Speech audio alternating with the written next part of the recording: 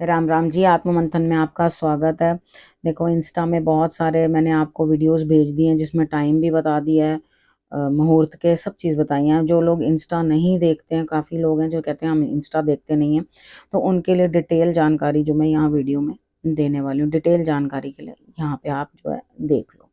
अब दिवाली वाले दिन देखो, जो एकादशी से लेकर अमावस्या तक हम लोग दिए जलाते हैं उसे कौमुदी महोत्सव भी कहा जाता है। ठीक है। इस दिन लक्ष्मी माँ की भी पूजा होगी, कुबेर जी की भी पूजा होगी। तो यहाँ पे जो दिवाली है वो प्रदोष काल में मनाई जाती है। 2 टाइम मिलेंगे आपको पूजा करने के, उनमें से कोई भी टाइम आप ले सकते हो। 5:39 टू 7:35 शाम का, 11:40 टू 12:30 रात का। ठीक है, ये टाइम जो है आप पूजन अपना कर सकते हैं। उसके लिए उसके बाद देखो, बच्चों के लिए मंदिर लिया जाता है छोटा सा। हमने खिलौने और फुलियाँ ये सब चीज़ें तो हमने सब दिवाली की पूजा के लिए जो जो लड्डू वगैरह, चने की दाल के लड्डू होते हैं और वो सब लड्डू दूसरे वाले जो चावलों वाले भी बनते हैं वो सब हमने ले लिए। वो महालक्ष्मी को इन्हीं का भोग लगाया जाता है। अब आपके पुत्र कितने, उतने आप मंदिर ले सकते हो, चाहो तो एक भी ले सकते हो। उसको जो है उसके अंदर आपने खिलौने सब चीज़ें जो हैं डालनी है। इसका मतलब होता है हमने अपने बच्चे को, देखो पहले ज़माने में नौकरियां नहीं हुआ करती थी, उस समय में ये मंदिर जो है वो ही रख दिया जाता था। कहने का मतलब होता था और बोलते थे कि ये हट्टी डाली है हमने, हट्टी मीन्स दुकान। ये हमने दुकान जो है अपने बच्चे के लिए डाली है। उसमें छोटे छोटे से लक्ष्मी गणेश बने होते हैं। ठीक है, वहाँ उसको उसके आगे ऊपर दिया जलाया जाता है, लेकिन उसके आने वाले बिजनेस के लिए ये उसके लिए भी ये प्रार्थना की जाती है। जो बच्चे के लिए, अब लड़कियों के लिए आप रखना चाहो तो आजकल सब होता है, रख सकती हैं। तो यहाँ पर क्या है कि आप बेटे के लिए हट्टी बनाई जाती है, रखा जाता है। उसके अंदर मिठाई डाली जाती है, फुलियाँ डाली जाती हैं, उसके अंदर सब चीज़ें डाली जाती हैं और डालने के बाद उसके बाद दिए भी जलाए जाते हैं उसके ऊपर। और उसके अंदर धन भी रखा जाता है, यानी कि जो भी आप अपने बच्चे को प्यार से देना चाहते हैं, कितना भी धन, तो वो दिवाली दी जाती है। जिस तरह से हम लोग बच्चों को भी अपने दिवाली देते हैं, तो उधर वो धन जो है आप उसके अंदर रख देते हैं। और रखने के बाद बोलना होता है, तेरी हट्टी विच कपा नाले खट ते नाले खा। इसका मतलब है कि हमने रास डाली है तेरी हट्टी में। रास डालने का मतलब होता है माल डलवाया, सामान डलवाया। ठीक है, तो या खट मतलब इसका मतलब है कमा और उसके बाद खा। ठीक है, तो यहाँ पर ये चीज़ बोली जाती है। ये पहले हो गया हट्टी वाला काम। पूजा वूजा सब कर ली। ठीक है, गणेश जी बना लिए थाली के अंदर। गणेश बनाने के बाद ओम भी बना दिए, दरवाजे पे बनाने तो सब मैंने बता दिए। मैं सारा आपको एक एक करके सब चीज़ें बताती जा रही हूँ। ठीक है, वो भी मैंने आपको बता दिया, आपने कर लेना। उसके बाद बड़ा दिया रखना है। ठीक है, बड़ा दिया एक मुंह का होता है वो वाला रखना है। अब यहाँ पर आटे वाला नहीं बनाना है, ठीक है, मिट्टी वाला ही जो है वो लेना है। अब उस दिए को लेकर के आपने क्या करना है, सरसों का तेल डाल देना और उसको रख लेना। अगर इसके बाद सुरमा बनाना चाहते हो तो वो मैं सुरमे वाला भी आपको सारा पार्ट समझा दूंगी। ठीक है, कि आपने सुरमा कैसे बनाना है। अब यहाँ पे देखो, खिचड़ी बनाना चने के दाल की, उसमें देसी घी का तड़का लगा देना, वो माँ लक्ष्मी को भोग लगेगा। अनार माँ लक्ष्मी को भोग लगेगा, मखाने भोग लगेंगे। और उसके साथ आप मखाने की खीर बनाना चाहो, चावल की खीर बनाना चाहो तो वो भी बनेगी। आप अपनी मर्जी से, जो मर्जी, पक्का खाना बनता है त्योहार वाले दिन, यानी कि नो बर्गर नो पिज़्ज़ा। पूड़ी बनेगी, आलू बनेगा, चने बनेंगे, जो आपकी इच्छा करे, लेकिन पूड़ी ज़रूर उतरेगी। ठीक है, तो ये आपने खाना जो है वो बना लेना है।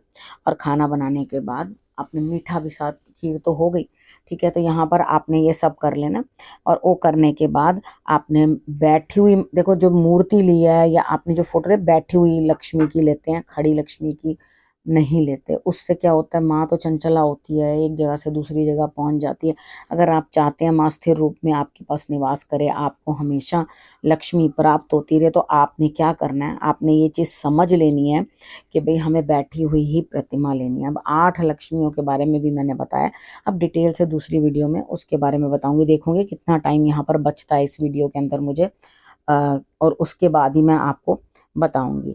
ठीक है, यहाँ मुझे लगता है मैं टाइमर भी ऑन करना भूल गई हूँ, जो मुझे टाइम भी पता चले कि कितना हो गया।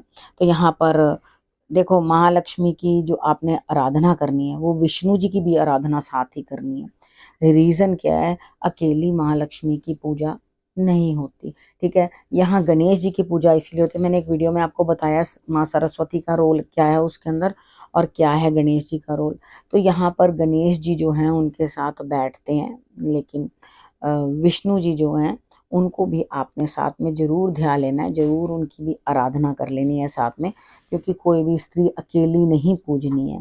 ठीक है, अब जिस जिस तरह से आप ये समझो, देखो श्री का मान होता है, जिसके पास धन होता है ना उसे सब लोग पूछते हैं, जो निर्धन है उसे कोई नहीं पूछता।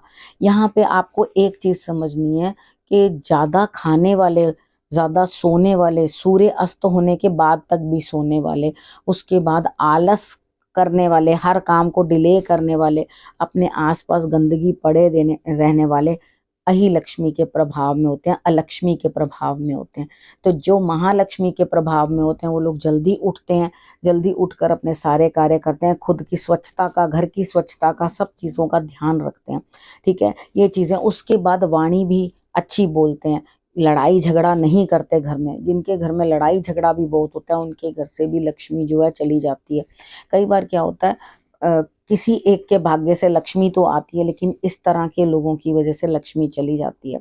तो जब हमारा विवाह होता है तो हम कहते हैं ना श्रीमान और श्रीमती, तो ये श्री तो उन्हीं को ही मिलती है ना जिनके पास अब हिम्मत है श्री को बर्दाश्त करने की।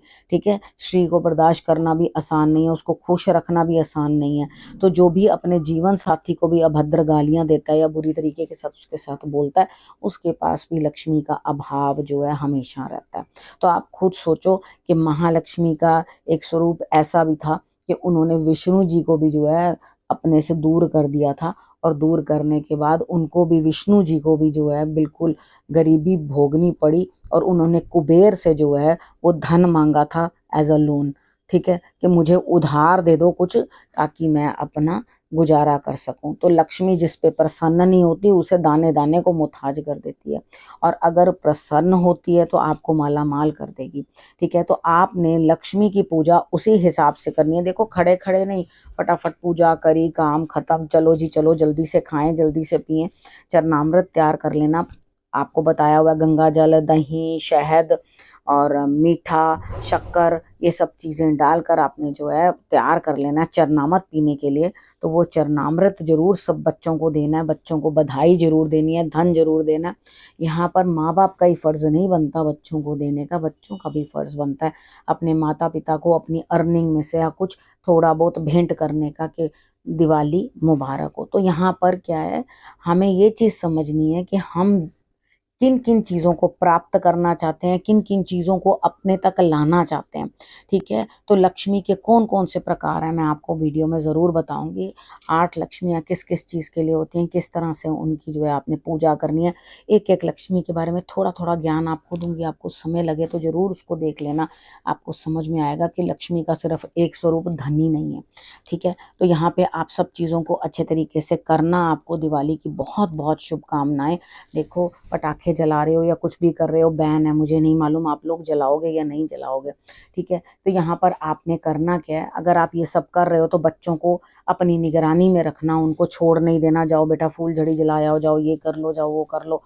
आग का विशेषकर ध्यान रखना, और अगर ऐसा कर भी रहे हो तो पास में बाल्टी ज़रूर रखना पानी की भरी हुई। ठीक है, ध्यान रखना बहुत अच्छे से। बहुत सारी चीज़ें मैंने आपको पहले जो उपाय करवाए हैं वो इन्हीं चीज़ों से, हादसों से बचने के लिए ही करवाए हैं। तो आप लोग सब चीज़ जो है सही सही तरीके से, वैसे तो आप लोग बहुत समझदार हो, इतनी चीज़ें समझाने की आपको ज़रूरत नहीं है, फिर भी मेरी आदत है कि मैं आप लोगों को रिपीट कर करके बोलती रहती हूँ ताकि आप लोगों को ये चीज़ें याद हो जाएं, रट जाएं। ठीक है, तो यहाँ पर क्या चीज़ है वो आपकी प्रैक्टिस में आ जाए। मैं आपको लक्ष्मी के बारे में दूसरे वीडियो में बताऊंगी। आप अपना आपने खूब अच्छे से ध्यान रखना है। इस विषय को यहीं करती हूँ समाप्त। अगले विषय के साथ फिर से आपके पास आऊँगी, तब तक के लिए नमस्कार।